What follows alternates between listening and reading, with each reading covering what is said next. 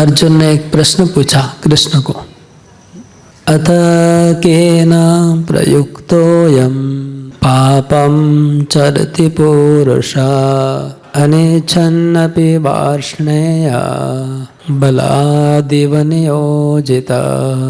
अर्जुन ने पूछा कृष्ण को कि अथ केन, केन मतलब किसके द्वारा, प्रयुक्त मतलब लगाया जा रहा है, कौन हमको नियुक्त करता है, किसमें, पापम चरति, पाप में, अनिच्छन अभी, इच्छा नहीं है फिर भी।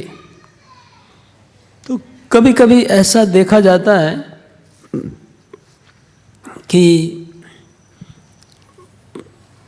हम लोग को, अर्जुन का प्रश्न है कि पाप करने की इच्छा नहीं है, उसको पता है कि ये खराब है, ये काम नहीं करना चाहिए, फिर भी हो जाता है, नहीं करना चाहिए फिर भी करते हैं, करने को बाध्य होते हैं। तो ऐसा क्यों होता है, कौन जीवात्मा को पाप करने के लिए प्रेरित करता है, ये अर्जुन का प्रश्न है। ये प्रश्न क्या सबका है, ये प्रश्न आप लोग का भी है क्या, तो हाथ उठाइए, है ना, सबका प्रश्न है। अर्जुन ने सबका प्रश्न किया कि हमें पता है कि ये गलत है, इसको नहीं करना चाहिए, इच्छा नहीं है, लेकिन उस समय कर बैठते हैं। तो ये कौन करवा रहा है जीवात्मा को, सब लोग जानते हैं। सिगरेट के पैकेट के ऊपर लिखा है कि सिगरेट पीने से नुकसान होता है, पीने वाले पीते हैं। मांसाहार करने वालों को पता है कि मांसाहार करना अच्छा नहीं है। अगर उनको नहीं पता होता तो बृहस्पतिवार को क्यों छोड़ देते हैं खाना, बोलिए। बंगाली में बृहस्पतिवार को मांसाहार नहीं करते हैं। बंगाल में बृहस्पतिवार को मांस का दुकान देखिए, कस्टमर नहीं रहता उनका, खाली रहता है। हमें दुर्गापुर में था तो एकादशी के दिन खाली दुकान।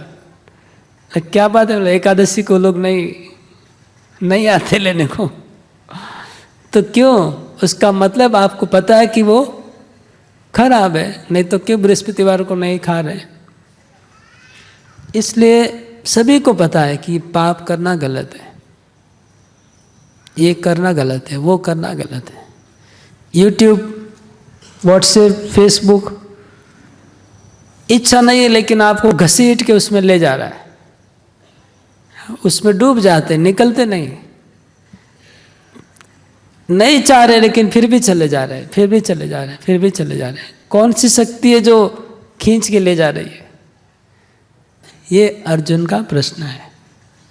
ऐसी कौन सी शक्ति है जो आत्मा को बलात् इव प्रयोजित, बलात् इव, बलात्कार, बलपूर्वक ले जा रहे, आत्मा को खींच के ले जा रहे, घसीट के ले जा रही है माया देवी।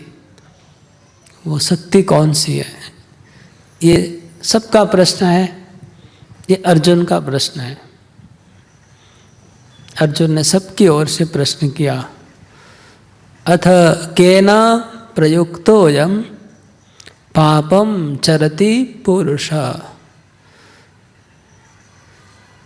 किसके द्वारा प्रेरित होकर के पापम चरति, चरति मतलब यहाँ पाप करना, बलादेव नियोजित, कोई उनको नियोजित किया हुआ है, किसी ने उनको नियोजित किया है पाप करने के लिए, ऐसा लग रहा है। तो उत्तर दे रहे भगवान।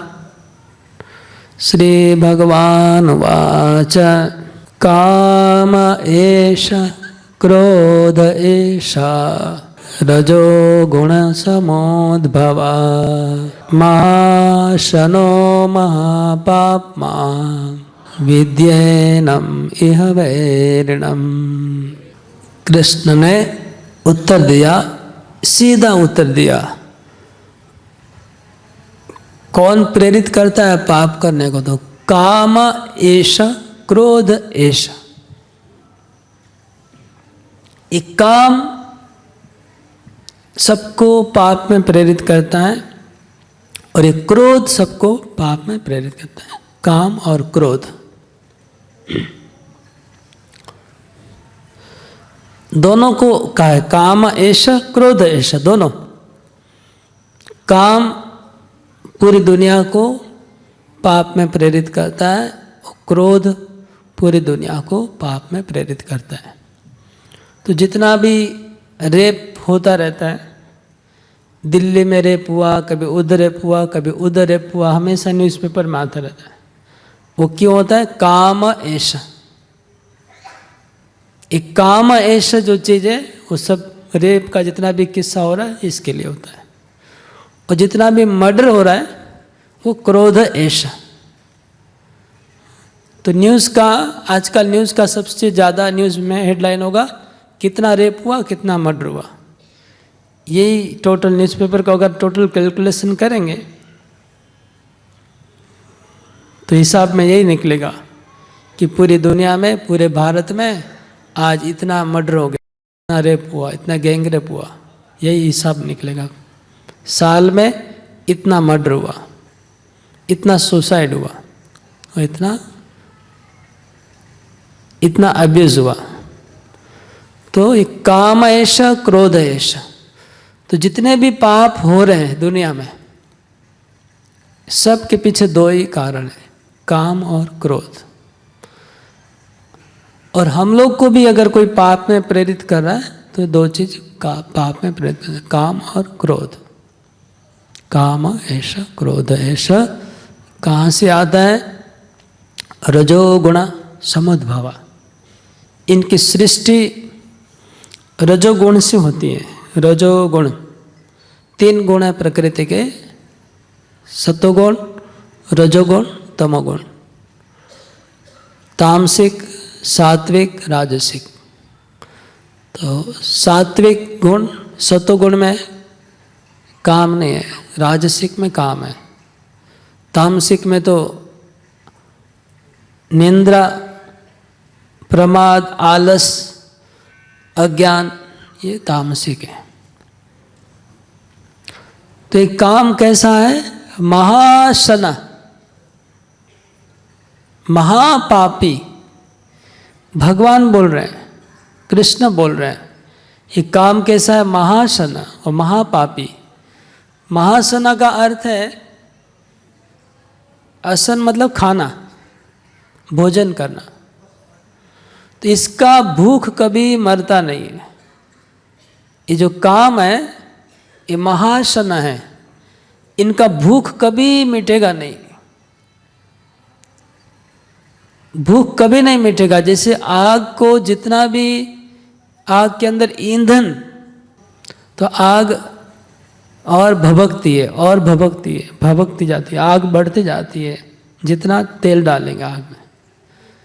काम ऐसा है कि वो बढ़ते जाता है, बढ़ते जाता है। क्रोध भी ऐसा ही है। देखिए मैंने कल बताया, वो आदमी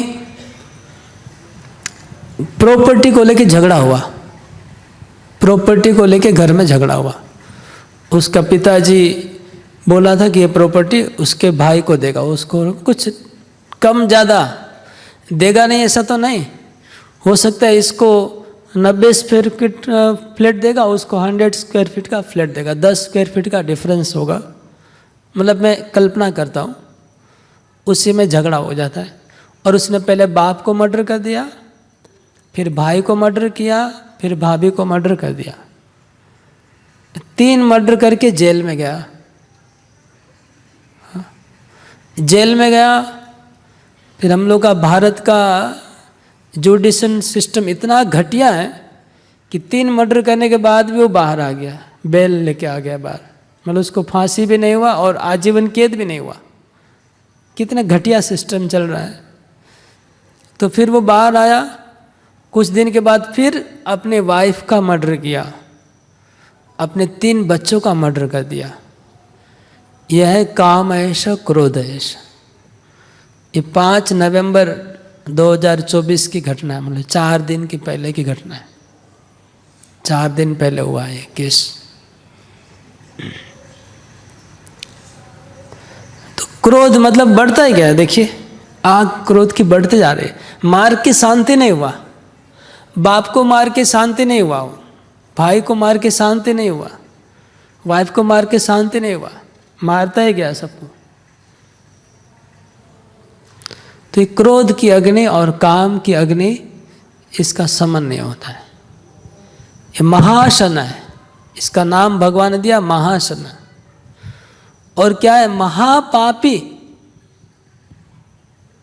महापापी है ये काम और क्रोध। तो आप अभी देख रहे हैं जो हजारों लाखों लोगों को युद्ध में भी मारा जा रहा है। इजराइल में ने कहा, ईरान में, इराक में युद्ध चल रहा है। वो कितने लोग मतलब बेहाल हो गए, घर बार हो गए, और उनको खाने का रोक दे रहे हैं, पीने का पानी रोक दे रहे हैं। मतलब लोग तड़प तड़प के मर रहे हैं। ये क्रोध की वजह से। एक आदमी का होगा, खाली कोई एक आदमी होगा जो माथा फोड़, जो सबको उस्का रहा है। ब्रेन इसके पीछे एक होगा खाली, जो पूरे देश को उस्का रहा है कि उनको मार डालो। अपना क्रोध की अग्नि पूरी। और काम की वजह से कितने लोगों को, युवतियों को, ये जो अत्याचार करते लोग, काम की वजह से। तो काम और क्रोध ये महापापी है। और भगवान बोले विद्येनम इह वैरिणम, इसको आत्मा का चरम शत्रु मानो, समझ लो, मान लो। भगवान बोल रहे हैं, जो सृष्टि करने वाले भगवान बोल रहे हैं कि इसको तुम अपना चरम शत्रु मानो। किसको? काम को। जो हृदय में काम है, शत्रु बाहर नहीं है।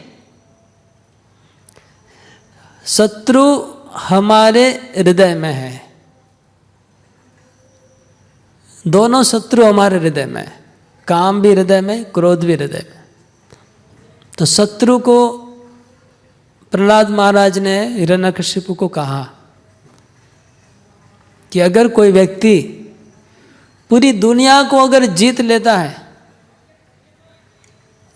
तो भी विजयी नहीं है, क्योंकि हृदय में जो उनका काम रूपी शत्रु उसका गुलाम बना हुआ है। हृदय में जो एक शत्रु है उसका तो गुलाम है वो, काम और क्रोध का, और वो गुलामी उसका कर रहा है और दुनिया को मार के सोच रहा है कि मैं सबका विजयी हो गया। तुम क्रोध का गुलामी कर रहा है, विजय नहीं हो। प्रहलाद महाराज हिरण्यकशिपु को बता रहे ये बात। तो हमें शत्रुओं को बाहर ढूंढने की जरूरत नहीं है। शत्रु हमारे अंदर छुपे हुए हैं, उनको ही मारना है। बाहर वाले हमारा बिगाड़ नहीं पाएंगे, बिगाड़ेंगे अंदर वाले। हाँ, अंदर के शत्रु बिगाड़ेंगे। जो हमारे हृदय के अंदर जो शत्रु है, काम, क्रोध, लोभ, मोह, मद, मत्सर, 6 शत्रु है। ये हमारा एक्चुअली सर्वनाश कर देंगे। काम हमारा सर्वनाश कर देगा, क्रोध हमारा सर्वनाश कर देगा। तो इनसे लड़ना है। तो भगवान अर्जुन को महाभारत के युद्ध के बीच में, कुरुक्षेत्र के युद्ध के बीच में अर्जुन को लड़ाई करके हत्या करने को बोल रहे हैं। किसकी? काम और क्रोध की हत्या करने को बोल रहे हैं। इस अध्याय में तो कृष्ण डायरेक्ट अर्जुन को बोल रहे हैं कि तुम काम और क्रोध रूपी शत्रु को मारो, स्पष्ट बोल रहे हैं। रशिया में एक बार गीता को बैन कर दिया था पूरे रशिया में। एक्सट्रीमिस्ट लिटरेचर है। एक्सट्रीमिस्ट मतलब आतंकवादी लिटरेचर है ये। क्यों? ये भड़का रहा है लोगों को मारने के लिए। गीता क्या करता है? अर्जुन को उसका रहे शत्रु को मारने के लिए। ऐसा लिटरेचर रहेगा तो हमारे रशिया में आपस में लोग लड़ाई करेंगे, मर जाएंगे। इसलिए हम ऐसे लिटरेचर को, साहित्य को रशिया में घुसने नहीं देंगे। तो गीता को एक्सट्रीमिस्ट लिटरेचर बोल के बैन कर दिया। अब ये श्लोक उनको पढ़ाना चाहिए कि गीता किसको मारने को बोल रही है, कौन से शत्रु को मारने को बोल रही है गीता। सबसे परम शांति का उपदेश दे रही है गीता, क्योंकि काम और क्रोध अगर हत्या मर जाएंगे तो फिर कौन लड़ाई करेगा, कौन किसको मारेगा। तो कृष्ण खुद बोल रहे हैं कि ये तुम्हारा चरम शत्रु है आत्मा का। देखिए भगवान सृष्टि करने वाले, भगवान ने गीता में कितने श्लोकों को बोले कि शत्रु मित्र को समान मानना चाहिए, दुनिया में कोई तुम्हारा शत्रु नहीं है। सब लोग बोले हरे कृष्णा हरे कृष्णा कृष्णा कृष्णा हरे हरे हरे राम राम राम हरे हरे। बहुत लोगों का विकेट गिर जा रहा है, क्योंकि जैसे ही अंदर की बात आएगी विकेट डाउन। अगर कोई मनोरंजन की बात करूंगा अभी सब जग जाएंगे, लेकिन जैसे ही आत्मा की बात करेंगे, शत्रु को मारने की बात करेंगे, हालत खराब फिर हालत खराब हो जाएगा। अंदर की बात करेंगे तो हालत खराब हो जाएगा, विकेट डाउन एक के बाद एक।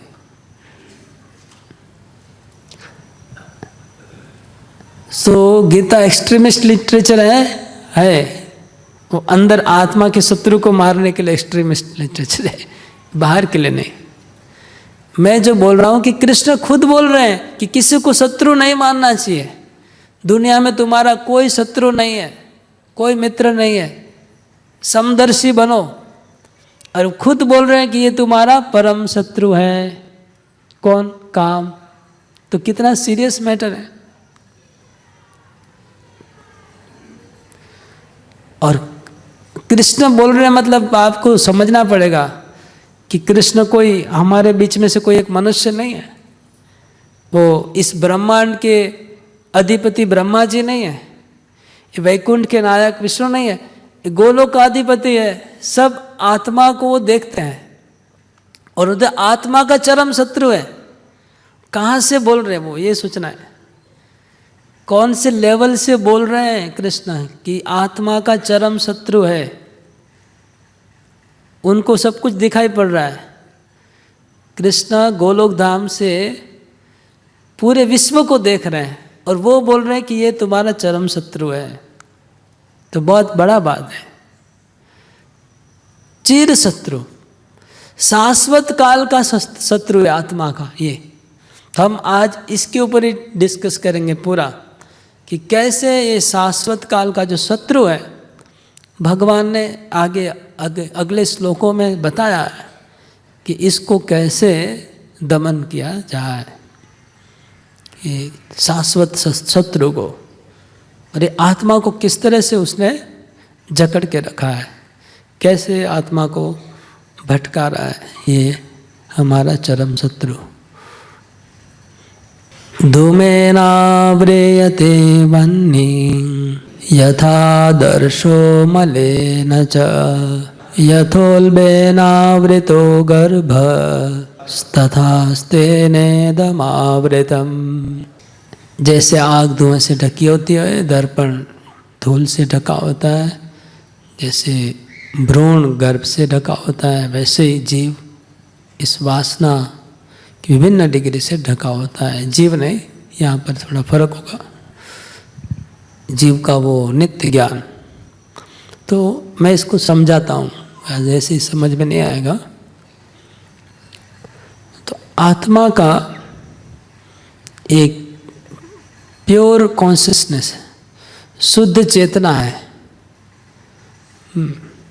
ये आत्मा की जो शुद्ध चेतना है, प्योर कॉन्शियसनेस, वो प्योर कॉन्शियसनेस आत्मा की ढक जाती है। आत्मा की जो शुद्ध चेतना है, प्योर कॉन्शियसनेस, जो चिन्मय जगत में गोलोक धाम में है, वो शुद्ध चेतना ढक जाती है। कौन ढक देता है उसको? काम। इसलिए काम को चरम शत्रु कहते हैं। काम क्या करता है? आत्मा की जो शुद्ध चेतना है उसको ढक देता है। जैसे किसी को ब्लड कैंसर हो, हाँ, तो ब्लड के अंदर जो रेड सेल्स और वाइट सेल्स है उसके अंदर अगर कोई बैक्टीरिया घुस जाए तो वो आदमी को फिर बचाना मुश्किल है।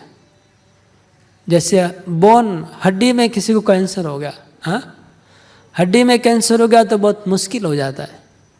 मतलब हड्डी के अंदर कैंसर हो गया तो कैसे निकालेंगे उसको।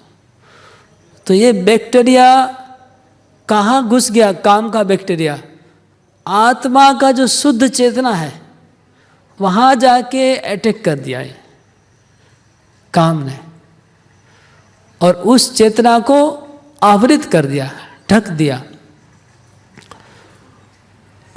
और ढक दिया इसलिए आत्मा अपने आप को भूल गया और इसका बंधन हो गया।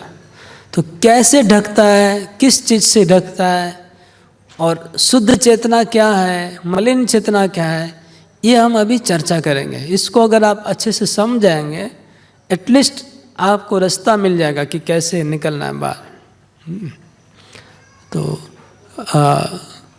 अभी हम शुद्ध चेतना क्या है और मलिन चेतना क्या है इसको पहले समझते हैं। हाँ, ये समझना बहुत ज़रूरी है। देखिए, शुद्ध चेतना का मतलब हो गया सेवा करना, ठीक है। क्या शुद्ध चेतना मतलब? सेवा करना।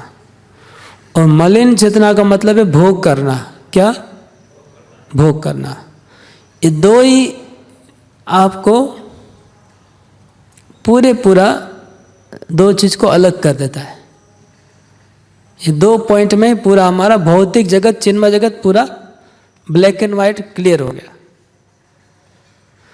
शुद्ध चेतना सेवा करना, मलिन चेतना भोग करना। काम मतलब भोग करना, प्रेम मतलब सेवा करना। तो आत्मा का जो प्रेम है, शुद्ध चेतना मतलब भगवान के प्रति प्रेम, उसी को काम अटैक करता है। जैसे काम अटैक करता है, वो प्रेम के अंदर बैक्टीरिया घुस गया और वो मलिन हो गया, मलिन के भोग में बदल गया। तो वहाँ जहाँ सेवा का भाव था प्रेम के साथ, वहाँ काम जब अटैक करता है तो भोग की भावना आ गई और नीचे आ गया आत्मा। मतलब भौतिक जगत को और चिन्मय जगत को, आत्मा का मुक्त और बद्ध अवस्था को, सबको सेग्रीगेट करने वाला पॉइंट है ये। सबको दो भाग में भाग करने वाला पॉइंट है ये, काम और प्रेम, भोग और सेवा। तो हमारे अंदर जब प्योर कॉन्शियसनेस था, शुद्ध चेतना था, तब सेवा का भाव था। और जैसे काम आ गया तो भोग की भावना आ गई। तो क्या है? एंजॉइंग मेंटालिटी, भोग करने की इच्छा, एक्सेसिव एंजॉयमेंट या सेंस ग्रेटिफिकेशन, इंद्र तृप्ति। ये काम के अलग अलग नाम है। अनकंट्रोल सेंसेस, ये काम के नाम है। इसके लिए मैं कुछ उदाहरण दे रहा हूँ समझाने के लिए, ध्यान से समझिएगा।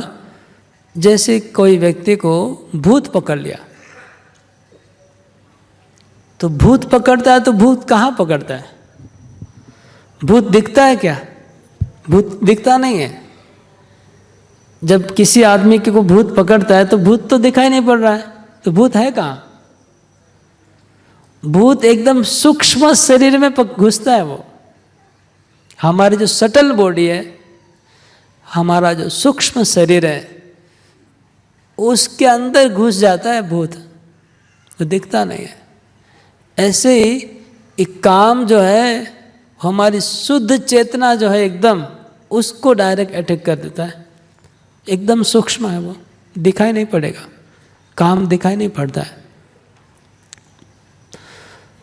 तो फिर वो व्यक्ति को आप पूछेंगे तुम कहाँ रहते हो, तो अपना एड्रेस अलग बताएगा, बोला मैं पेड़ पे रहता हूँ, अपना परिचय भूल जाता है। तो ये एक उदाहरण हो गया। प्रभुपाद जी और एक उदाहरण देते हैं, जैसे दूध है, प्रभुपाद बोलते प्रेम कैसा है, दूध के जैसा है।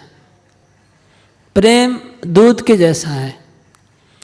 दूध में अगर आप 1 चम्मच दही मिला के उसको हिला देंगे, या 1 चम्मच नींबू का पानी डाल के हिला देंगे, तो क्या होगा, दही बन जाएगा, दूध दही बन जाएगा।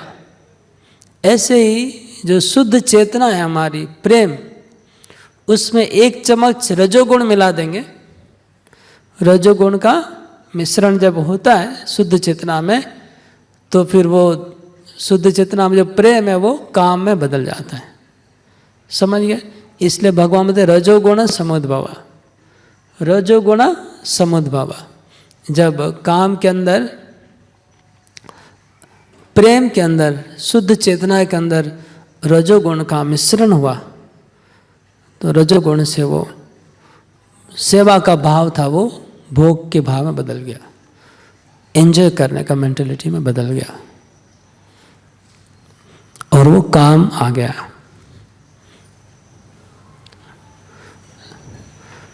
तो हमारा इस जगत में बंधन का मुख्य कारण क्या है? किसी को समझ में आया? हम लोग का बंधन का कारण क्या है? एक शब्द में कोई बताएगा? हाँ, संसार में, हाँ, इतना समझाया हमने, भोग करने की इच्छा, enjoying mentality. Enjoying mentality, enjoy समझते ना? एंजॉय, एंजॉय मतलब आनंद प्राप्त करना, भोग करना। भोग करने की जो इच्छा है वही संसार में हम लोग को बांध के रखा है, बस, और कोई नहीं। एक ही चीज़ है वही, उसको काम बोलते, काम बोल सकते। तो ये काम हमारे शरीर में कैसे, भगवान ने उदाहरण दिया, धूमेन आवृयते वह्नि। जिस प्रकार अग्नि, आग के ऊपर धुआं छा जाता है, अगर आग कम जलेगी, आग अगर थोड़ी कम होगी तो धुआं उसके अंदर आग को ढक देगा। धुआं आग के ऊपर रहता है और आग स्पष्ट दिखती नहीं है। ऐसे ही वो शुद्ध चेतना आग है, और धुआं क्या है? वो काम है। वो काम ने जो धुआं जैसे आग को ढक दिया, ऐसे काम शुद्ध प्रेम को ढक दिया। दूसरा उदाहरण देते हैं भगवान, यथादर्शो मलिन च। जैसे दर्पण, दर्पण मतलब मिरर, शीशा, शीशे के ऊपर जैसे धूल लग जाती है, ऐसे ही हमारी शुद्ध चेतना के ऊपर धूल लग गई है। ये दूसरा उदाहरण, ठीक है। और तीसरा उदाहरण, जैसे भ्रूण के ऊपर गर्भ रहता है, ऐसे ही हमारी चेतना के ऊपर एक आवरण है। तो इसमें क्या है, क्रम अनुसार काम की मात्रा बढ़ती जा रही है। अग्नि के ऊपर धुआं थोड़ा अल्प मात्रा में काम का आवरण, सात्विक, सात्विक व्यक्ति है उसके ऊपर काम का आवरण थोड़ा है। और जो शीशे के ऊपर धूल है, मतलब राजसिक, रजोगुण में, तो काम की मात्रा थोड़ी बढ़ गई। और भ्रूण के ऊपर गर्भ है, काम की मात्रा और थोड़ी बढ़ गई। इतना थी कि जो गर्भ होता है वो दिखता नहीं है, उसके ऊपर इतना मोटा चमड़े का आवरण है, लेकिन शीशे के ऊपर धूल है तो पतला परत है, उसको साफ करने से दिख जाएगा। और आग के ऊपर जो धुआं है वो तो और जल्दी खुल जाएगा। ये 3 उदाहरण भगवान ने दिया काम के आवरण के लिए।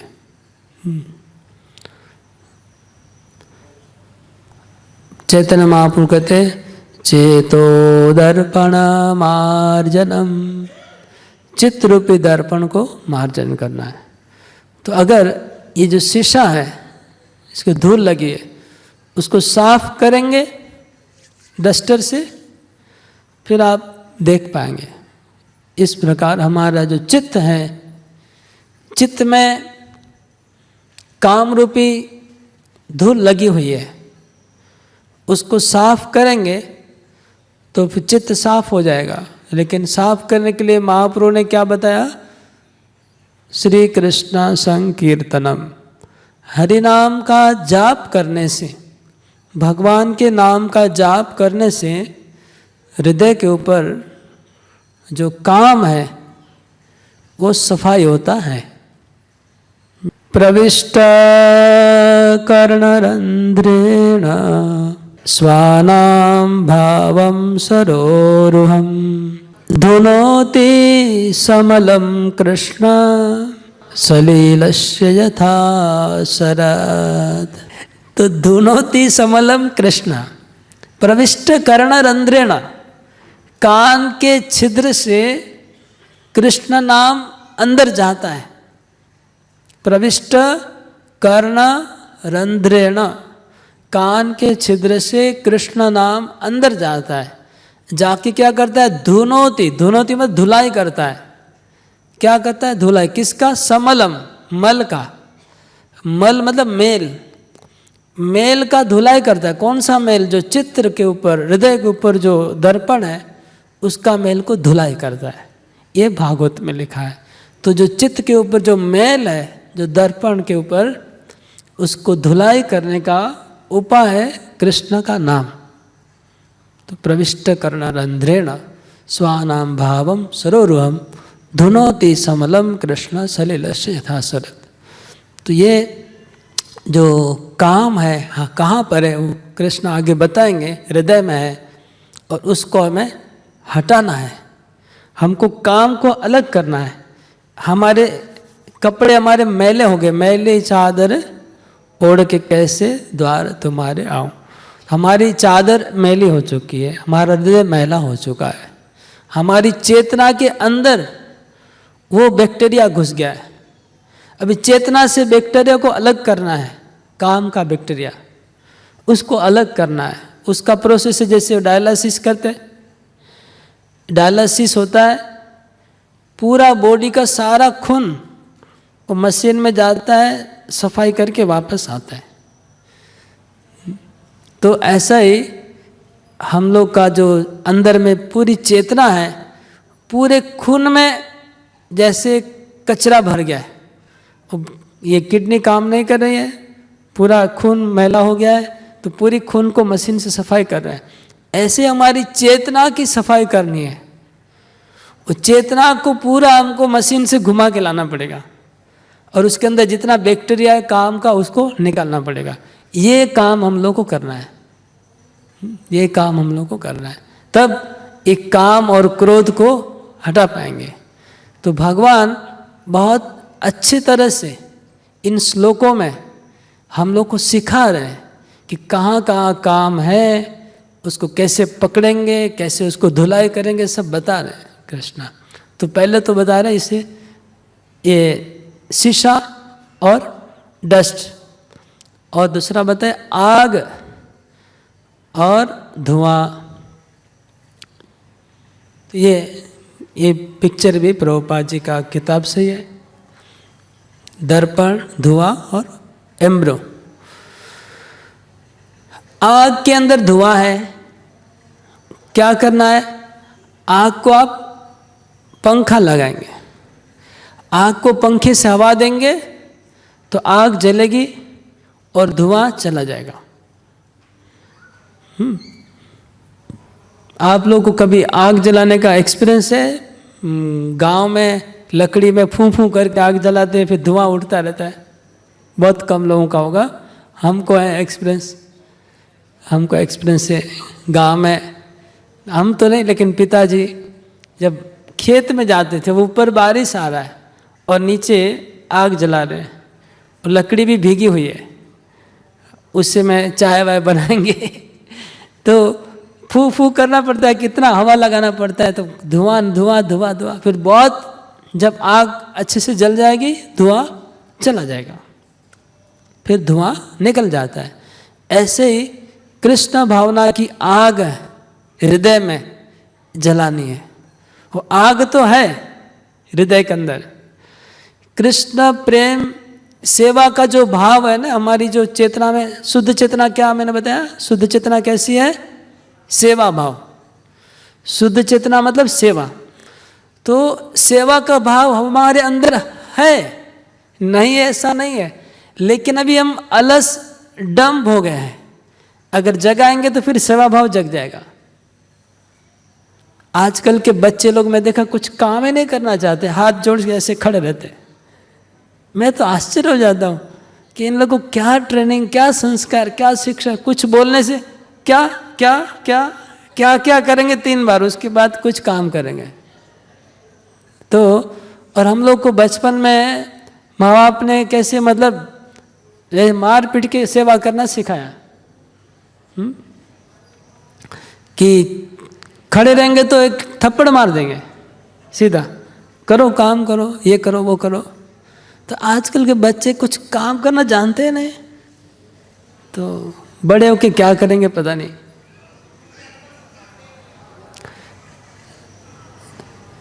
तो इस सेवा का जो भाव है, आप देखेंगे कुछ लोग होते हैं जब भी सेवा प्रसाद सर्विस तुरंत तो सर्विस करने लगे, कहीं ना कहीं सेवा का मौका मिलने से सेवा करने लग जाते हैं। उनके अंदर सेवा भाव है, इच्छा होती है सेवा करने, क्योंकि ऐसे ही ट्रेनिंग है बचपन से।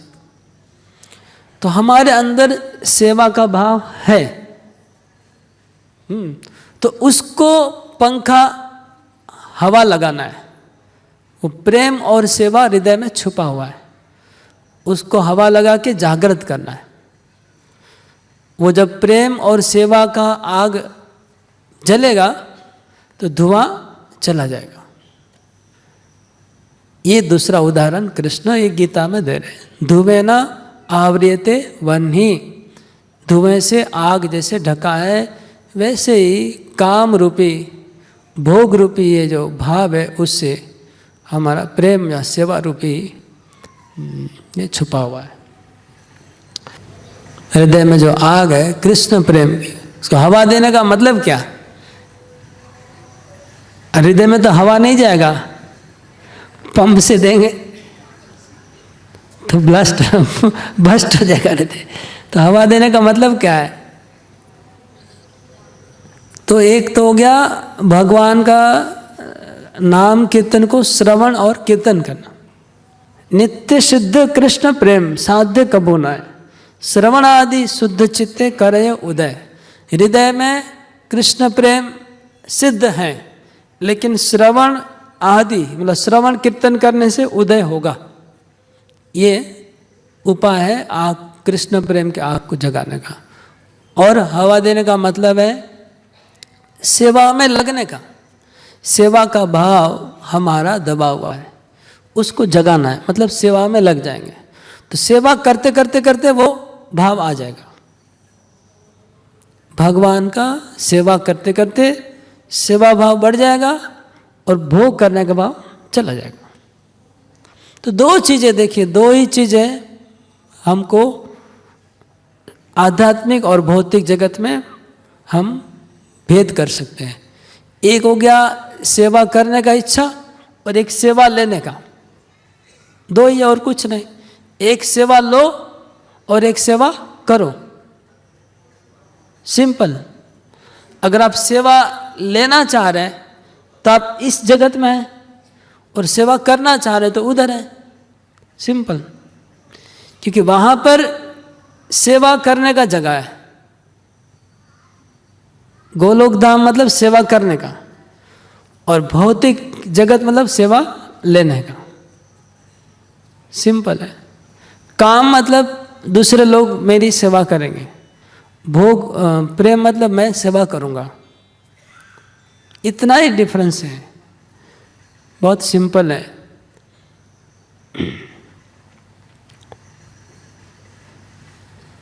सेवा लेने का मतलब हो गया इंद्रिय तृप्ति करना। कोई मेरे को सुख दे, कोई मेरे को सुख दे, यह है भोग करने की इच्छा, ये काम है। और मैं सुख दूंगा किसी को, वो प्रेम है। इतना ही बस फाइन ट्यून, फाइन डिफरेंस है। इसको अगर समझ लेते हैं, समझना तो मैं तो जानता ही हूँ, आप भी जान जाएंगे, लेकिन समझना काफ़ी नहीं है। इसको अगर उतार लेंगे जीवन में तो हो गया काम पूरा। समझ तो जाएंगे, समझना डिफिकल्ट नहीं है, समझा सकते, बुद्धि से समझ आएंगे। लेकिन इसको अगर लाइफ में हम उतार लें तब काम पूरा हो गया कि हम अभी केवल सेवा करेंगे, हम सेवा लेंगे नहीं, हो गया काम।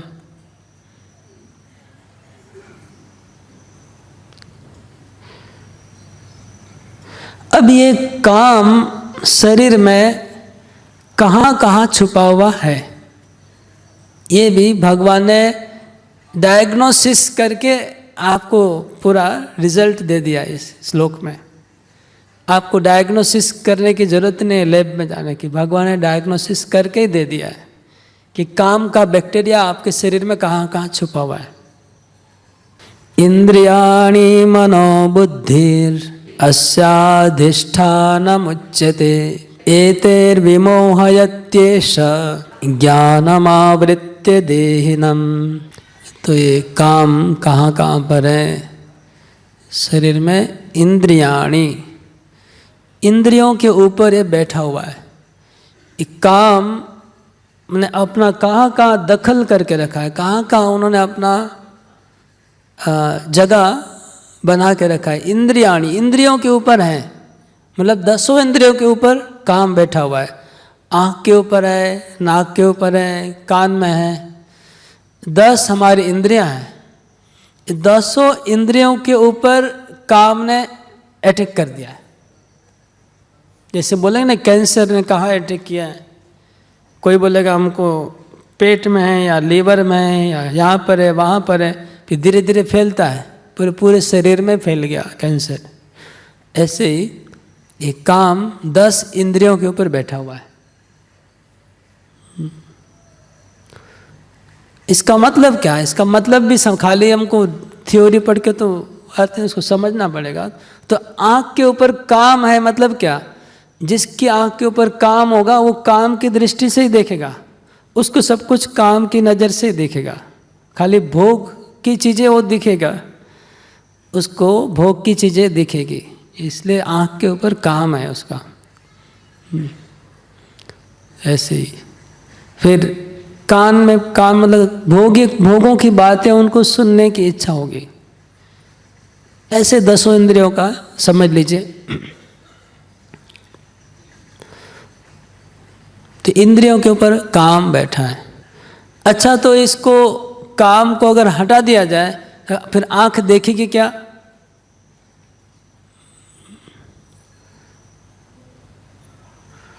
तो आंख से जब हम भगवान को देखते हैं, भगवान के भक्तों को देखेंगे, तो उसमें भोग की भावना नहीं, सेवा की भाव से देखेंगे। भगवान को देखेंगे आँख से, उसमें भोग की भावना नहीं है, सेवा की भावना है। संसारी चीज़ों को देखेंगे भोग की भावना से। स्पर्श करना, भगवान के चरणों को स्पर्श करेंगे सेवा के भाव से। भगवान के चरणों को अगर आप हाथ से दबाते हैं तो वो सेवा भाव है। इसी हाथ से फिर भोग की चीज़ों को भी स्पर्श कर सकते हैं, एक ही बात है। तो यही है, स्पर्श इंद्रिय है, स्पर्श इंद्रिय के ऊपर काम बैठा है तो आप भोग की वस्तु को स्पर्श करेंगे। स्पर्श इंद्रिय से अगर काम को हटा देंगे, आप सेवा करने की वस्तु को स्पर्श करेंगे। समझ रहे? तो हमको ये 10 इंद्रियों से सेवा करना है। सेवा करने लगेंगे तो काम हट जाएगा, क्योंकि सेवा करने से क्या हो, सेवा भाव आग के जैसा बढ़ेगा और धुआं चला जाएगा। यही टेक्निक है, यही टेक्निक है।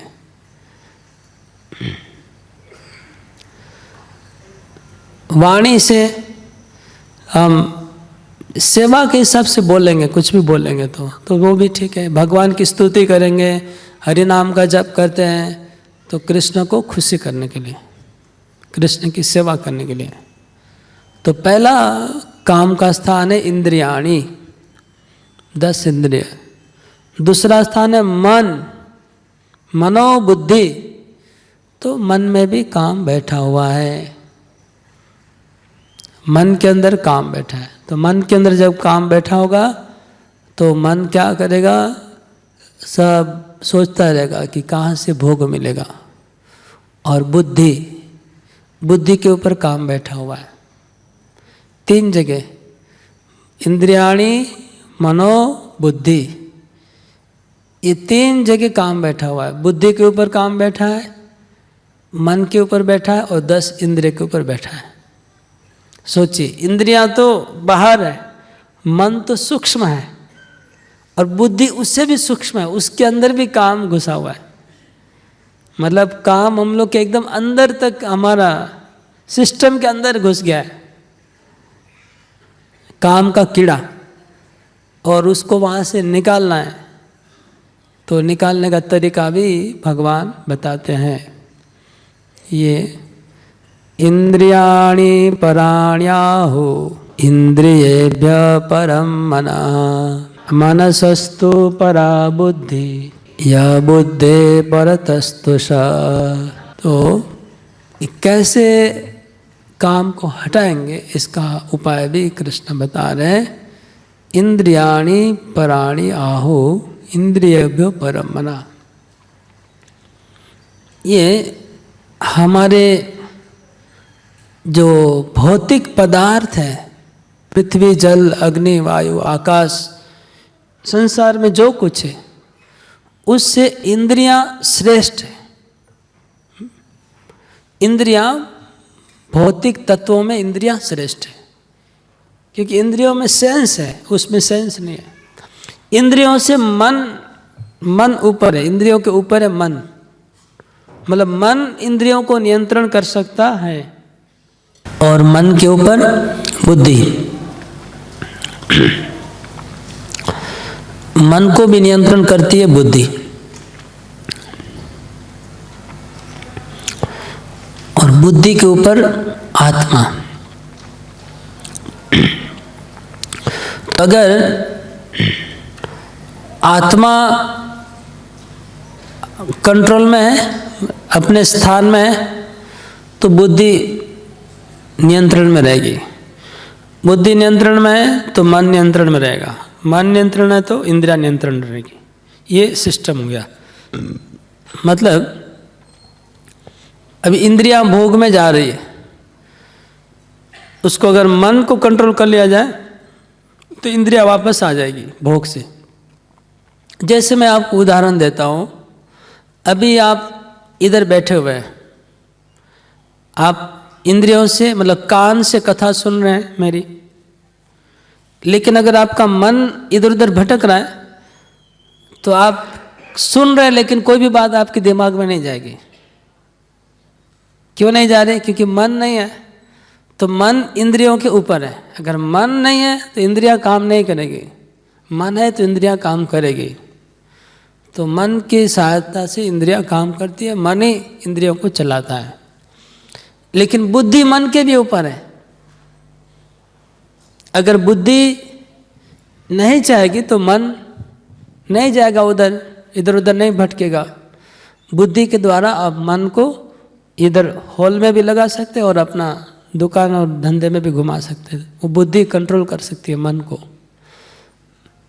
और बुद्धि को कौन कंट्रोल करेगा? आत्मा। तो ये टेक्निक है, इसको हम आगे अगले स्लाइड में अच्छे से समझेंगे कैसे इसको अप्लाई किया था टेक्निक को।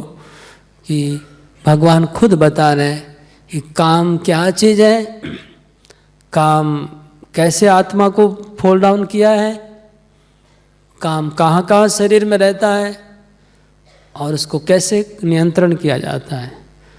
तो आपने कभी ऐसा विषय गीता के अलग कहीं बाहर सुना था जीवन में, कभी ऐसा सब्जेक्ट स्कूल में, कॉलेज में, कहीं कोई से सुना, कहीं सत्संग में, इधर उधर कभी?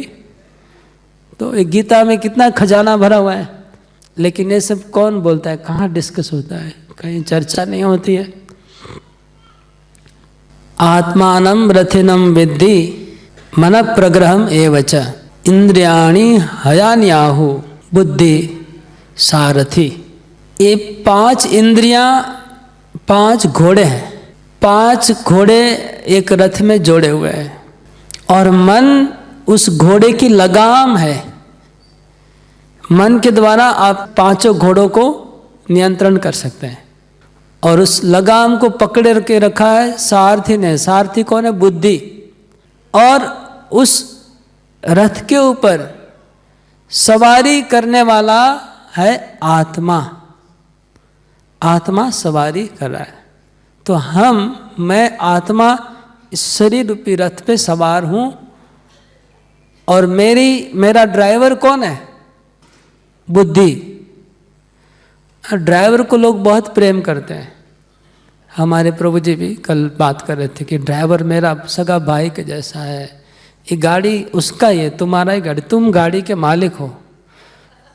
तो ऐसे ही बस ये हमारी बुद्धि है, उसको हम लोग ऐसे ही सौंप देना है गाड़ी को।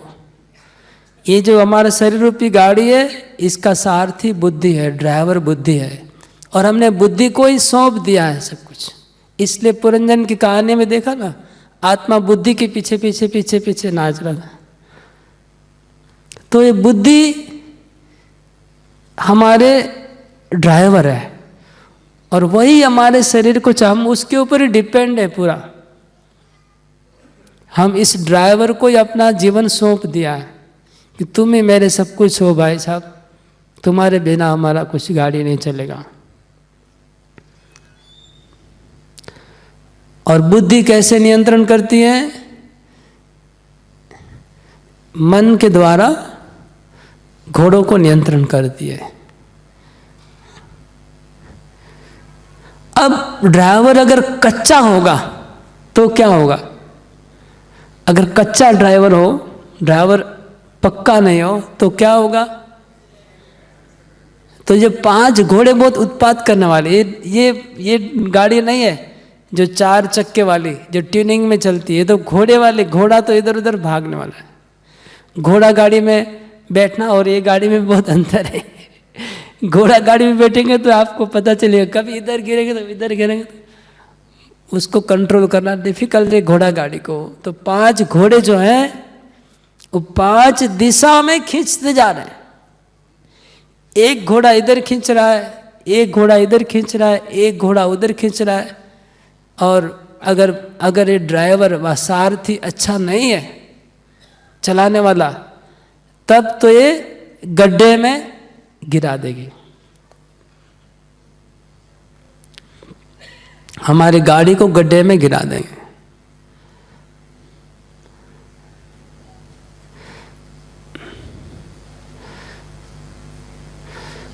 पांच घोड़े हम लोग को खींच के ले जा रहे हैं, आंखें खींच के ले जा रही है दूसरी दिशा में, कान दूसरी दिशा में, हाथ दूसरी दिशा में, और आत्मा की दशा दुर्दशा हो रही है। आत्मा की हालत बहुत खराब है, क्योंकि ये बुद्धि हम लोग का अभी हमारा ड्राइवर ही बिक चुका है।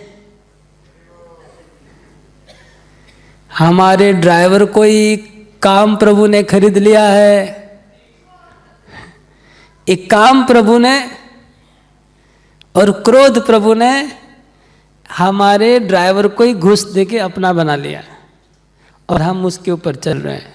तो कितना खतरा है। अगर ड्राइवर आपका किसी से खरीद लिए, कोई खरीद ले, और अपना शत्रु आपको उसको खरीद ले पैसा देके, वो आपका अगर गाड़ी चलाता हो तो कितना रिस्की है लाइफ। और हमारी बुद्धि रूपी जो ड्राइवर है उसको कामदेव ने खरीद लिया है, क्योंकि काम उसमें घुसा हुआ है। तो भगवान इधर बता रहे कि इंद्रियाणि प्राण्याहो इंद्रियोभ्यो पर मन, मनसस्तु परा बुद्धि, बुद्धिर्यो पर तस्तु स। तो अभी इसको कैसे सीधा करेंगे, अभी वही लास्ट लेसन वही है जो अंतिम, जिसके लिए हम लोग वेट कर रहे हैं कि क्या सॉल्यूशन क्या है, निकलने का उपाय क्या है। तो वो हम समझते हैं अभी। इसको समझना बहुत ज़रूरी है कि हकीकत में ये सब भगवान बोल तो रहे, लेकिन क्या टेक्निक भगवान ने दिया है खुद अपने से। तो भगवान बोल रहे हैं इस श्लोक में, लास्ट श्लोक है इस अध्याय का, इसी में जो कुछ दिया है वही हमको सीखना पड़ेगा। एवं बुद्धे परम बुद्ध्वा संस्तभ्यात्मानमात्मना जहि शत्रुं महाबाहो कामरूपम दुराशदम। तो भगवान कहते हैं कि एवं बुद्धे परम बुद्ध्वा, बुद्धि से भी ऊपर तुम हो। तुम बुद्धि से भी ऊपर हो, मतलब तुम बुद्धि को भी नियंत्रण कर सकते हो, वो पावर तुम्हारे में है, ये तुम समझ लो। तुम अपने आप को बुद्धि के ऊपर समझ लो, समझ के फिर जही, जही मतलब हत्या करो, मार डालो। किसको? शत्रु को। कौन से शत्रु को? काम रूपम। बुद्धि को भी तुम नियंत्रण कर सकते हो और काम रूपी शत्रु को मार डालो। कैसा? दुरासदम। दुरासदम मतलब जिसकी इच्छा कभी खत्म नहीं होती है। तो कैसे मारेंगे, क्या करना है? तो इस श्लोक के तात्पर्य में प्रभुपाद जी बहुत डिटेल में बता रहे हैं कि कैसे हमको ये जो टेक्निक है इसको कैसे यूज़ करना है। इसको ऐसे यूज़ करेंगे, अभी बहुत ध्यान से सुनिएगा, वो टेक्निकल बात है, इसको समझना पड़ेगा, समझना पड़ेगा अच्छे से।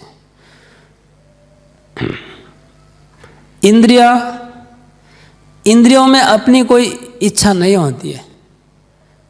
अभी मेरे कान, हाथ, न सब शरीर खुद से खुद, थोड़ी कुछ इंद्रियां खुद से कुछ करती है, नहीं। हम अंदर से इच्छा करते तभी तो इंद्रियां काम करती है। इसलिए इंद्रियां अपने आप में कुछ अच्छी बुरी नहीं है। इंद्रियों के ऊपर कौन है? मन। मन से कामना वासना आगे बढ़ती है, मन से होता। तो मन को पहले तुम ठीक करो, मन को ठीक करो।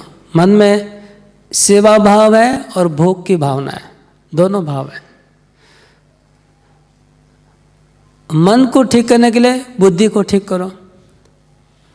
ऐसे उदाहरण दिया जाता है, समझ लीजिए एक सुगंधी फूल है, ये आँख ने फूल को देखा, आँख ने फूल को देखा, इंद्रियों का इंद्रिय विषय से संपर्क हुआ, सेंस ऑब्जेक्ट का कांटेक्ट हुआ। तो आँख क्या करती है?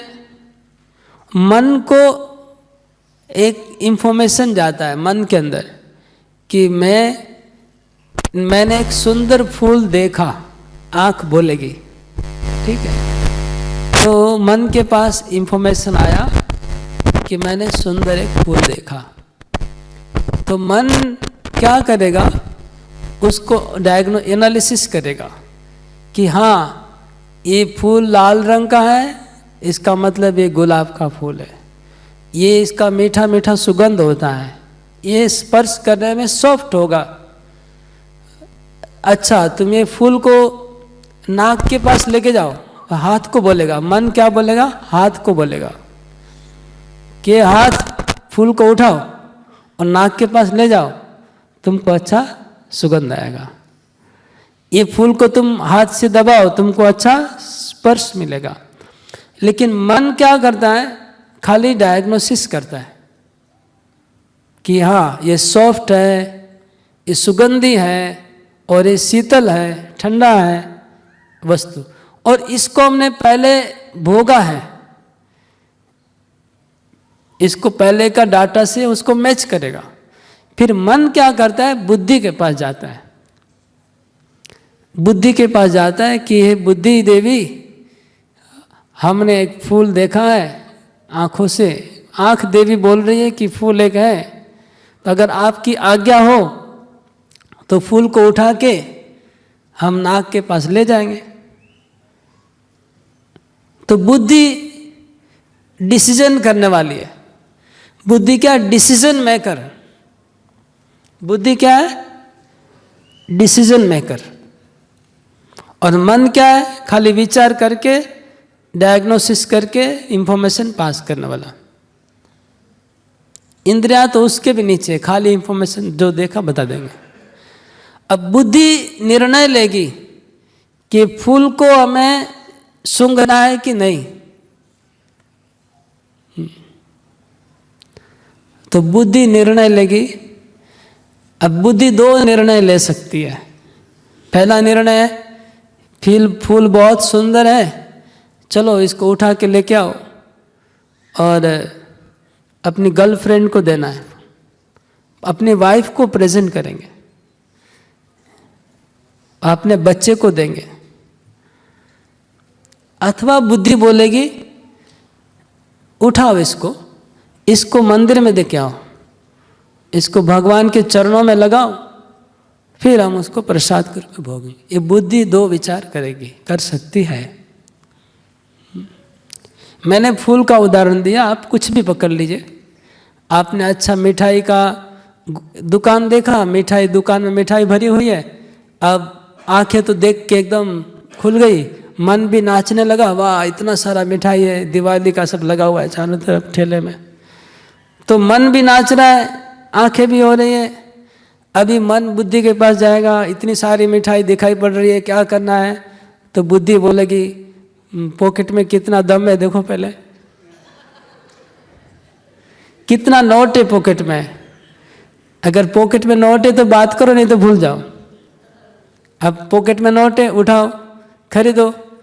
अब बुद्धि इधर बोलेगी चलो उठाओ खा जाओ, या फिर बोलेगी चलो इसको भगवान को भोग लगाओ। तो ये बुद्धि किस आधार पे निर्णय लेगी कि हमको खाना है कि भोग लगाना है? ये कौन से आधार पे निर्णय लेगी? बुद्धि का आधार क्या है? इंद्रियों का आधार मन बताया, मन का आधार बुद्धि है। बुद्धि का आधार क्या है? वो इस श्लोक में भगवान बोल रहे हैं, एवं बुद्धि परम बुद्धवा संस्तभ्यात्मानम् आत्मना। तो बुद्धि का आधार है अहंकार, बुद्धि के ऊपर अहंकार है। अब अहंकार का यहाँ क्या फंक्शन है? बहुत टेक्निकल है, बहुत साइंटिफिक है, अच्छे से समझेंगे तो काम हो जाएगा। तो अहंकार का बहुत बड़ा फंक्शन है इधर, बहुत बड़ा फंक्शन। पूरा डिसीजन का 100% क्रेडिट अहंकार को जाएगा, 100%। अभी बुद्धि जाएगी अहंकार के पास, क्योंकि जो हायरार्की है, आप लोग जानते हैं हायरार्की, इंद्रिया, मन, बुद्धि, अहंकार। हायरार्की मतलब ऊपर नीचे स्तर, क्रम। तो क्रम ऐसा है कि नीचे इंद्रियां है, उसके ऊपर मन है, उसके ऊपर बुद्धि है, उसके ऊपर अहंकार है। यहाँ पर अहंकार को भगवान ने आत्मा ही बता दिया, मतलब जोड़ दिया। एक्चुअली अहंकार और आत्मा अलग करना बहुत मुश्किल होता है।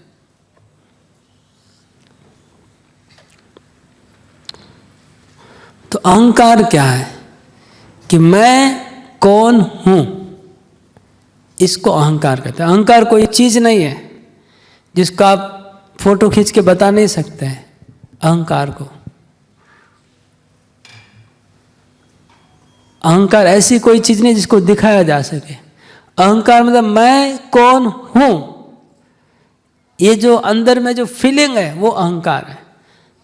तो अगर मैं कौन हूं, अगर मतलब मैं श्री कृष्ण का नित्य दास हूं, अगर ये अहंकार होगा तब डिसीजन होगा कि इसको भगवान के पास भेजो, भोग लगाओ।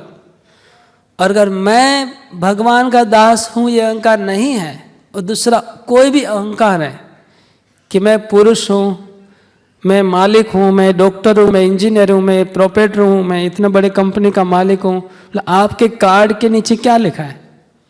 आपका जो आइडेंटिटी कार्ड है उसमें डेजिग्नेशन क्या दिया हुआ है? आप अपने आप को क्या डेजिग्नेशन लगा रहे हैं? बिजनेस प्रोप्राइटर, न मैनेजर, न सीईओ, न इंजीनियर, कुछ ना कुछ तो लिखा होगा।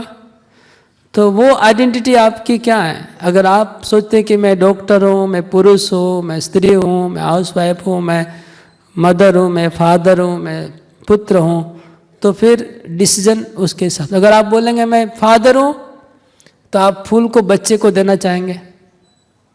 आप सोचेंगे मैं हस्बैंड हूँ तो फूल को वाइफ को देना चाहेंगे। आप अपने आप को जो सोच रहे हैं वैसा ही करेंगे। लेकिन अगर आप अहंकार आपका फिक्स हो गया कि मैं भगवान का नित्य दास हूं, जीवेर स्वरूप होय कृष्ण नित्य दास, तो आत्मा का अहंकार दो प्रकार का है। एक मिथ्या अहंकार और एक सत्य अहंकार। सत्य अहंकार और मिथ्या अहंकार। सत्य अहंकार है जो आत्मा का नित्य है, शाश्वत उनका परिचय। तो आत्मा का जो शाश्वत परिचय है, नित्य परिचय है, वो आत्मा का सत्य अहंकार है, उसको चाहिए। और आत्मा का जो टेम्पररी फॉल्स मिथ्या मतलब पकड़ा हुआ जो अहंकार है इस संसार में, वो मिथ्या अहंकार कहलाता है। मिथ्या अहंकार यह है कि मैं पुरुष हूँ, मैं स्त्री हूँ, मैं डॉक्टर, शरीर का परिचय वो मिथ्या अहंकार है। शरीर को लेके मतलब शरीर पुरुष है, शरीर पुरुष का है, शरीर डॉक्टर है, शरीर इंजीनियर है, शरीर फादर है, शरीर हस्बैंड है, आत्मा नहीं। तो आत्मा का जो परिचय है वो अगर किसी का सत्य परिचय है तो उसका बुद्धि और मन और इंद्रिय सबका डिसीजन सत्य होगा। अगर जिनका आत्मा का परिचय मिथ्या है तो पूरा लाइन मिथ्या में चला जाएगा। अगर आत्मा का परिचय सत्य हो गया तो उनका शुद्ध चेतना काम करेगा और वो प्रेम और सेवा में उसका सब डिसीजन हो जाएगा। और अगर आत्मा का परिचय गलत है तो फिर मलिन अहंकार है, मलिन चेतना है, उसका डिसीजन मलिन होगा और गलत दिशा में सब कुछ चलेगा। यहाँ से पूरा दो रास्ता क्लियर हो गया अहंकार से। तो आपका आत्मा परिचय, आप अपने आप को क्या मानते हैं, इसी में परिवर्तन करना है। आपको परिवर्तन करना है अपने परिचय को, अपने आइडेंटिटी को। जब नींद सुबह जब नींद खुलती है, आँख जब खुलती है तो आपको क्या लगता है, मतलब आप अपने आप को क्या सोचते हैं नींद खोलने पे? हाँ, क्या विचार आता है कि मैं कौन हूँ, कहाँ पर हूँ, मैं कौन? ऐसा विचार आता है ना कभी कभी। मेरे को तो आता है, नींद मतलब भूल जाते हैं कि मैं कौन हूँ। एक्चुअली होता है ना, क्योंकि मिथ्या परिचय है ना हमारा। जब तक हम अपने आप को देखेंगे नहीं मिरर में तब तक पता नहीं चलेगा कि मैं कौन हूँ। तो देखने से पता चलता ओ ये मैं हूँ। नहीं तो ऐसे आँख खुला तो पता नहीं कहाँ पड़ा हूँ, क्या कौन हूँ। तो अभी तो मेरे को बीच में पिछले 1-2 महीने में बहुत मेरे को चेंज करना पड़ा। पिछले एक महीने में कम से कम 8-10 जगह चेंज किया 1 महीने के अंदर। तो रहने का एक के बाद एक बदलता तो नींद खोलता है। पहला विचार आता है कि मैं अभी कहाँ हूँ, वृंदावन में हूँ कि मायापुर में हूँ कि दुर्गापुर में हूँ। मतलब एक मेरे कमरे कौन सा होटल, कितना भाड़ा, पहला विचार कौन से कमरे में, मायापुर में सो रहा हूँ लेकिन आँख खुल रहा है तो मैं मायापुर में अपने कमरे में सोया था, नींद खुलता है, 2 दिन ऐसा हुआ। जैसे नींद खुल रहा है सोच रहा हूँ कि ये कौन सा रूम है, इसका भाड़ा कितना है, कौन सी होटल में हूँ, ये विचार आ रहा है। तो मतलब भटकते भटकते ऐसा हो गया। तो हम लोग इतने जन्म से भटक रहे, बहुत सारे शरीर में भटक चुके हैं। तो अभी इस शरीर में आ गए तो मैं कौन हूँ? क्या यही शरीर यही हूँ कि पिछले दूसरे शरीर में था कि उस शरीर में था? तो हम लोग का जो परिचय है उसको अगर ठीक कर लेंगे तो पूरा सिस्टम वहाँ से ठीक होगा। पूरा सिस्टम को ठीक करने का उपाय है कि मेरा जो आइडेंटिटी है, मेरा जो परिचय है, मैं कौन हूँ। क्योंकि आप शरीर नहीं हैं, हम लोग कल बहुत चर्चा कर चुके हैं इसके ऊपर। We are not this body. शरीर तो जल जाएगा, तो मैं आत्मा हूँ। आत्मा कौन है? परमात्मा का अंश हूँ। परमात्मा कौन है? परमात्मा इस दुनिया को सृष्टि करने वाले, चलाने वाले, दुनिया को जिन्होंने धारण करके रखा है, ये परमात्मा है। मैं उनका दास हूँ। अगर ये समझ गए कि मैं भगवान का दास, दास मतलब मेरा सेवा करना है परमा को, ये मेरा धर्म है, तो मैं कौन हूँ, जैसे ये फिक्स हो जाएगा तो मेरा धर्म भी फिक्स हो जाएगा। जैसे आप इसको पानी बोलेंगे तो पानी का धर्म है नीचे जाना। तो जब किसी का नाम फिक्स हो जाता है तो उसका धर्म भी फिक्स हो जाता है। आग है तो आग का धर्म क्या है? जलाना। ऐसे मैं कौन हूँ ये अगर फिक्स हो जाए कि मैं अगर दास हूँ भगवान का, तो मेरा धर्म है सेवा करना। मेरी चेतना अपना फिक्स हो गई। अगर अहंकार फिक्स हो गया तो चेतना भी फिक्स हो गई। तो यहाँ पर ही सारा खेल है कि अपना परिचय ठीक कर लिया जाए कि मैं कौन हूँ। मैं अगर भगवान का दास हूँ, मेरा धर्म है सेवा करना, नित्य धर्म। और अभी क्या हो गया, पूरा गेम चेंज हो गया। अभी आपने आँखों ने अगर मिठाई का दुकान देखा तो आँख बोलेगी मन को, मन बोलेगा हाँ मिठाई तो बहुत सुंदर है, स्वादिष्ट है, साफ सुथरा है, या हाइजेनिक से बनाया गया है, इसमें प्याज लहसुन नहीं है, ठीक है। बुद्धि को बोलेगा, बुद्धि बोलेगी ठीक है पैसा है, तुम्हारा हेल्थ ठीक है, सब ठीक है, ठीक है। अहंकार को बोलेगी, अहंकार बोलेगा ठीक है मैं कृष्ण का दास हूँ, ये बहुत अच्छा चीज़ है, मेरे प्रभु को इसको भोग लगा दो, फिर मैं प्रसाद खाऊंगा। तो पूरा चेतना बदल जाएगा। तो यहाँ पर ही खेल है पूरा कि हम अपने अहंकार को ठीक कर लें कि मैं कौन हूँ। अभी क्या है, ये जो काम है ना, वो काम ऐसा शत्रु है कि हमको भगवान बना के बैठा है। हम सोचते कि मैं भगवान हूँ, मैं प्रभु हूँ, मैं भोग करने वाला हूँ। इतना क्यों ज़्यादा सबका नजर इधर उधर जा रहा है? इतना आगे पीछे क्यों हो रहे सब लोग?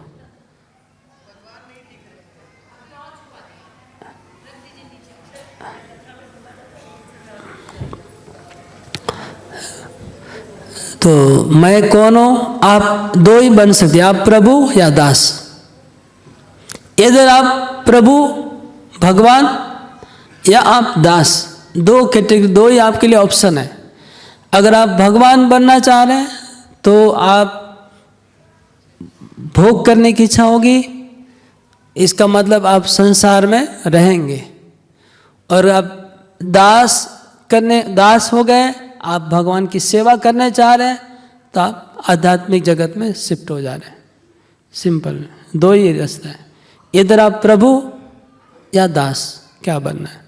तो अभी अनफॉर्चुनेटली हम लोग की आत्मा चेतना कवर हो चुकी है और हम लोग सोच रहे हैं कि मैं इस संसार का भोक्ता प्रभु हूँ, मैं भोग करने वाला हूँ, मैं इस माया का एक माया के हाथ का एक कठपुतली बन गया हूँ। भोग करते करते मैं उसका गुलाम बन चुका हूँ। हरे कृष्ण। ये था शिक्षा। अभी ये ड्रामा भी रेडी है, तो एक बार ड्रामा चालू देख लें, उसके बाद मैं इसको रिवाइज करूँगा एक क्वेश्चन को, फिर क्विज आप लोग को दूंगा। चालू कर दीजिए, स्टार्ट। देरी नहीं करके स्टार्ट करिए। जल दो, थोड़ा गरम रखना। आज थोड़ा पानी थोड़ा लगता है कि गरम कम हो।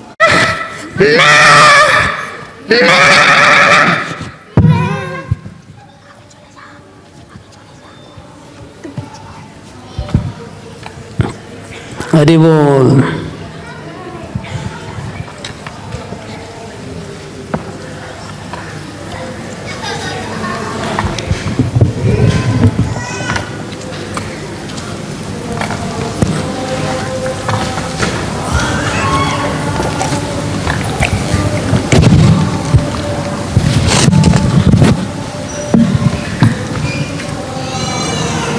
अरे मैं ये क्या देख रही हूँ? इतने सारे भेड़ के बच्चे के साथ एक सिंह का बच्चा है, और वो भी घास पत्ता खाता हुआ। कुछ तो करना पड़ेगा। अरे भागो भागो, शेर आ गया, शेर आ गया।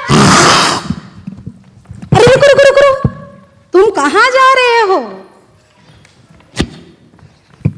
जाओ, तुम तो सिंह का बच्चा हो। अरे मैं तो उन लोगों के फेस साथ इधर करो घास भाई। खा रही थी।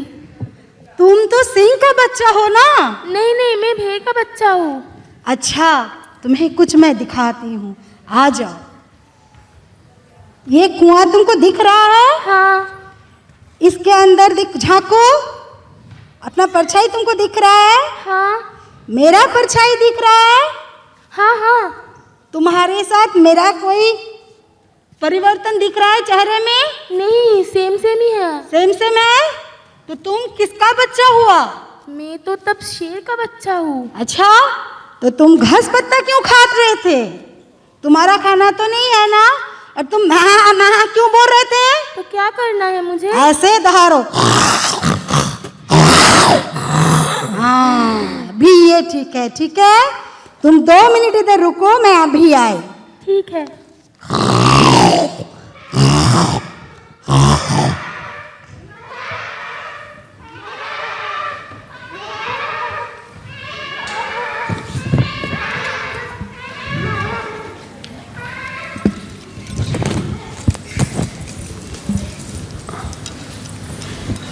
अरे छोटू, तुम कहाँ खो गए थे?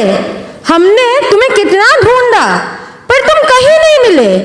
चलो चलो, हम लोग खेलते हैं अभी, चलो। आवाज नहीं कर रहे, आवाज नहीं कर पाया। अरे वो समझ में आ गया होगा, नहीं आ रहा है तो मैं समझा देता हूँ कि वो सिंह का साउंड अगर उधर लैपटॉप से करने से अच्छा होता है, शायद रियल किया तो समझ में नहीं आया। तो ऐसा है कि ये भेड़िया था, भेड़ियों का झुंड था, और एक शेर का बच्चा गलती से भेड़ियों के बच्चों के साथ मिक्स हो गया था। तो अभी शेर का बच्चा जब भेड़ियों के साथ रहता था तो भेड़ियों जैसा ही वो बोलना सीख गया। अगर आप छोटे बच्चे को किसी के साथ डाल देंगे तो वही सीख जाएगा। तो भेड़ियों के जैसा वो बोलना सीख गया था शेर का बच्चा, और भेड़ियों को जैसे घास खाना भी शुरू कर दिया उसने, और भेड़ियों के साथ रहता था, और भेड़िए लोग उसको मारते थे, उस बच्चे को। एक दिन उस शेर ने दूर से देख लिया कि अरे इस शेर का बच्चा भेड़ियों के साथ कैसे घास खा रहा है, और दूसरे भेड़िए उसको सता रहे हैं। शेर तो देख के शॉक्ड हो गया, तो शेर ने जोर से गर्जन किया। शेर का गर्जन आप समझते हैं, तो गर्जन सुन के सब भेड़िए भाग गए और वो बच्चा रह गया। वो सिंह का बच्चा है, लेकिन वो तो अपने आप को देखता नहीं ना, उसको दिखाई थोड़ी पड़ता है खुद का शरीर, वो तो खाली भेड़ियों को देख रहा है। अपने आप को हम लोग नहीं देख पाते, दूसरों को देख पाते। तो जब सिंह ने बोला कि तुम चलो मेरे साथ, वो कुएं में उसको अपना रूप दिखाया, जो तुम देखो कैसा दिखने में तुमको कैसा दिखता है, तुम भेड़िया नहीं है, तुम शेर हो। फिर उसको गर्जन करना सिखाया कि तुम ऐसे गर्जन करो, तो शेर का गर्जन सिखाया। अब वो शेर का बच्चा जब भेड़िए के पास दोबारा गया और जब गर्जन किया तो सब भेड़िए भाग गए। तो हम लोग शुद्ध आत्मा है। और इस संसार में हम लोग भेड़िए के साथ रह के भेड़िए जैसे हो गए। हम लोग भेड़िए बन गए, हम लोग अपना परिचय भूल गए। हम लोग शेर के बच्चे हैं। शेर कौन है? भगवान कृष्ण। कृष्ण परम पिता परमेश्वर है, जो पूरी दुनिया के नियंत्रण करने वाले हैं, शक्तिशाली परम, उसके बच्चे हैं। लेकिन हम लोग माया की लात खा खा के भेड़िए जैसे बन गए, माया के गुलाम बन चुके, भेड़िए बन गए। लेकिन फिर गुरुदेव आते हैं, वो गुरुदेव गर्जन करना सिखाते हैं। कौन सा गर्जन करना है? हरे कृष्णा कृष्णा कृष्णा हरे हरे, हरे राम राम राम हरे। जब ये गर्जन करेंगे तो माया रूपी भेड़िए से भाग जाएंगे गर्जन सुन के। हाँ। तो ये इसकी शिक्षा है। हम लोग अपना परिचय भूल चुके हैं। हम समझ नहीं रहे कि हम कौन है। हम लोग बहुत ऊंची वस्तु हैं, शेर के बच्चे, भगवान के बच्चे हैं, लेकिन गलती से माया में छोटे तुच्छ भोग के पीछे फंस के अटक गए। हरे कृष्णा।